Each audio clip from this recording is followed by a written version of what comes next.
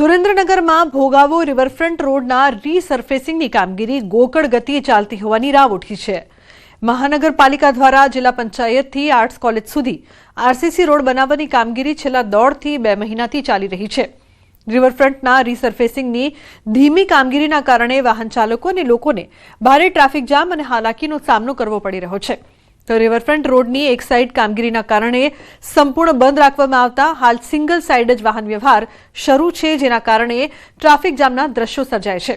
તેમજ ક્યારેય દર્દીઓને સારવાર અર્થે એમ્બ્યુલન્સ દ્વારા હોસ્પિટલ લઈ જવામાં પણ મુશ્કેલી પડે છે।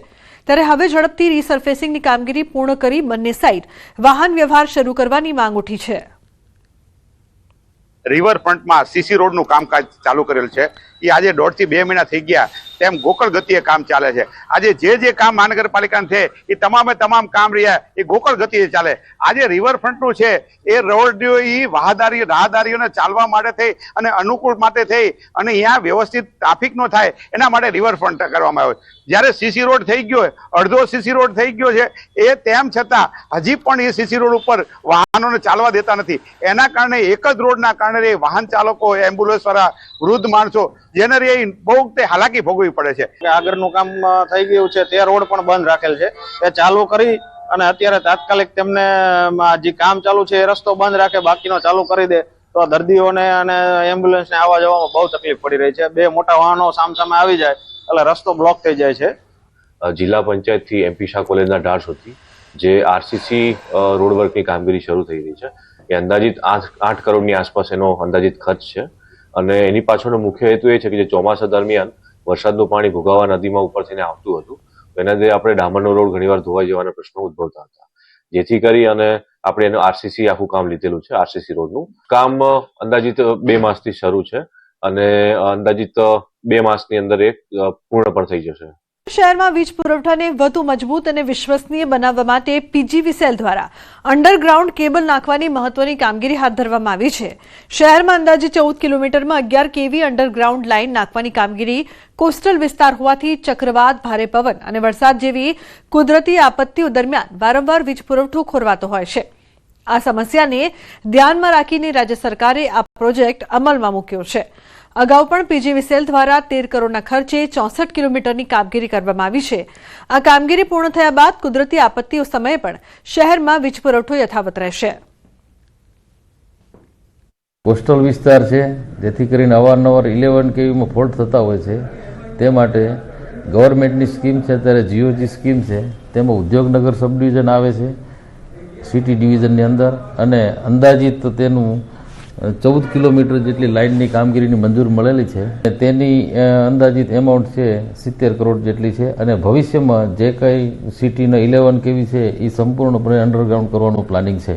ગીર પંથકના અનેક ગામોમાં અણધારી આકાશી આફતે ખેડૂતોના મોઢે આવેલો કોળિયો છીનવી લીધો છે। ગત મોડી સાંજે કોડીનાર અને સૂત્રાપાડા તાલુકાના ગ્રામ્ય વિસ્તારોમાં અચાનક પડેલા કમોસમી વરસાદ સાથે ભારે પવનના કારણે ઊભા પાકને ભારે નુકસાન થયું છે।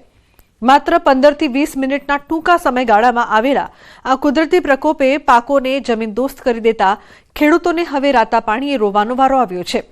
ચોમાસામાં પડેલા માવઠાના માર બાદ ખેડૂતો હજુ માંડ બેઠા થયા હતા, ત્યાં તો ફરી આ અણધારી આફતે ફરી ખેડૂતોને મુશ્કેલી વધારી છે। આ ઉપરાંત ગીર પંથકમાં મહત્વપૂર્ણ ગણાતી કેસર કેરીની ખેતીને પણ મોટો ફટકો લાગ્યો છે, જેના કારણે આવનારી સિઝનમાં ઉત્પાદન ઘટવાની ભીતિ સેવાઈ રહી છે। ચોમાસાના માવઠા બાદ માંડ બેઠા થયેલા ખેડૂતોને મોઢે આવેલો કોળિયો આ આકાશી આફતે છીનવી લેતા હવે સરકાર ત્વરિત સર્વે કરીને યોગ્ય વળતર ચૂકવે તેવી માંગ ઉઠી રહી છે।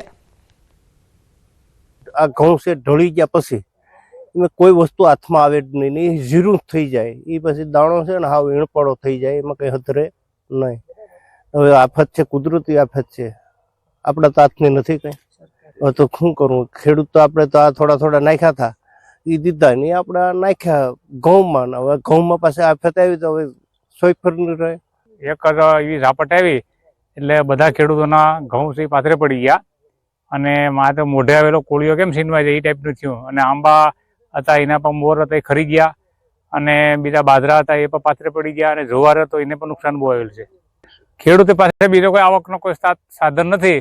આ એક ઉપર મીટ હતી, કારણ કે જે પૈસા માંડવીના થોડા આવ્યા હતા એ આમાં નાખ્યા આ બધી પાથરે પડી જાય, ઘઉં છે એ પોષણ ન થાય એટલે ઘઉં છે એ હાથમાં ન આવે.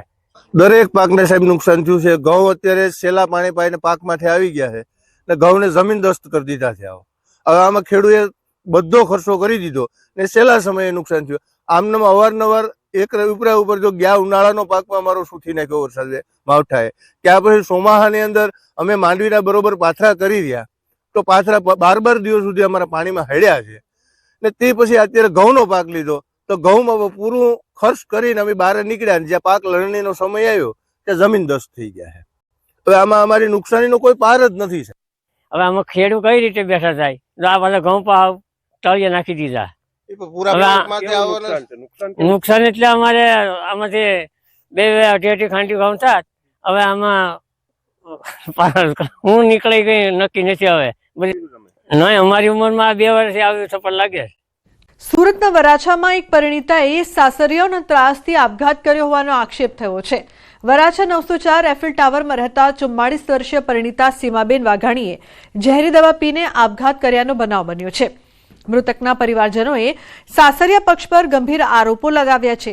મૃતક સીમાબેનના પતિ સુનિલ વાઘાણી ડાયમંડ ઉદ્યોગ સાથે સંકળાયેલ છે. એક ઓફિસમાં તેઓ નોકરી કરે છે. સીમાબેનને સંતાનમાં 2 પુત્રો છે, જેમની ઉંમર અનુક્રમે 22 અને 24 વર્ષ છે. આ બનાવ બાદ મૃતકના પરિવારજનોએ ચીમકી ઉચ્ચારી છે કે જ્યાં સુધી દોષિતો સામે પગલાં નહીં લેવાય ત્યાં સુધી મૃતદેહનો સ્વીકાર નહીં કરાય. આ બનાવ અંગે વરાછા પોલીસે આપઘાતનો ગુનો નોંધીને તપાસ શરૂ કરી છે. લગભગ મેરેજની લાઈફના 25 વર્ષ થયા છે અને અમને અવારનવાર આ બાબતે એ લોકો બોલાવતા. એમાં લાસ્ટ લગભગ મહિના દિવસની અંદર કે બહુ મોટા પાયે આ લોકોએ કંઈક ચાલુ કર્યું હતું. એમાંથી એમને એ લોકો અવારનવાર બોલાવીને ટોચરિંગ કરતા. હું એક જ ખાલી કહેવા માંગુ છું કે મારી નણંદને એને મને એન્ડ સુધી કીધું હતું કે આ વસ્તુ હું ક્યારેય નહીં કરું. એ આધ્યાત્મિક લેવલ ની હતી, એ વસ્તુ કરે એમ જ નહોતી. આ એને કોઈ જબરજસ્તી એને કરાવ્યું હોય, બસ એને કરાવ્યું હોય કે એને કર્યું છે જબરજસ્તી. આ વસ્તુ કરી એમ જ નહોતી મારી. કોના પર આક્ષેપ છે આપને? કોના દ્વારા કરાવવામાં આવ્યું તેના આક્ષેપ? એના ઘરના બધા સભ્યો એકો એક ટોર્ચર કરે, મીટિંગ ને બોલાવીને અમને. જાહેર રોડ પર એક્સપાયરી દવાનો જથ્થો મળ્યો છે. ખુલ્લામાં દવાનો જથ્થો મળતા સ્થાનિક તંત્ર થયું છે દોડતું. ડિંડોલીના સણિયા કણદે ગામની આ ઘટના છે. રોડ નજીક દવાઓનો મોટો જથ્થો મળ્યો છે. એક્સપાયરી દવા સળગાવી દેવાનો પ્રયાસ કરાયો હતો. ઘટના સ્થળે સરપંચ અને પોલીસની ટીમ પહોંચી છે તો દવાના જથ્થા અંગે તપાસ હાથ ધરાઈ છે. પ્રાથમિક તપાસમાં આ દવાઓ કોઈ ખાનગી હોસ્પિટલ કે ક્લિનિકની હોવાની આશંકા છે. પોલીસે આસપાસના સીસીટીવીના આધારે વધુ તપાસ હાથ ધરી છે. તો ખુલ્લામાં દવાનો આ જથ્થો પરચેઝમાંથી છે, જેવી કે પ્રાઇવેટ મેડિકલમાંથી યા પ્રાઇવેટ ક્લિનિકમાંથી લીધેલી હશે ને જે 2022-2021ની એક્સપાયરી ડેટની દવાઓ છે, જેમાં કેલ્શિયમ અને કફ સિરપ છે, એન્ટીબાયોટિક છે, થોડાક ઇન્જેક્શનો બી છે, જેનો ઉપયોગ શરદી ખાંસી માટે, શક્તિ માટે તથા ઇન્ફેક્શન નિવારવા માટે થાય છે. 2-3 દિવસ પહેલા નાખી ગયા છે એટલે અમે આરોગ્ય વિભાગના અધિકારીઓને પણ જાણ કરી છે. એ લોકો બી પહોંચી ગયા છે સ્થળ ઉપર અને આગળ એની તપાસ કરીને પોલીસને બી ધ્યાન દોરવામાં આવશે અને જે પણ લોકોએ આ કૃત્ય કર્યું છે એની ઉપર કાયદેસરની કાર્યવાહી થશે.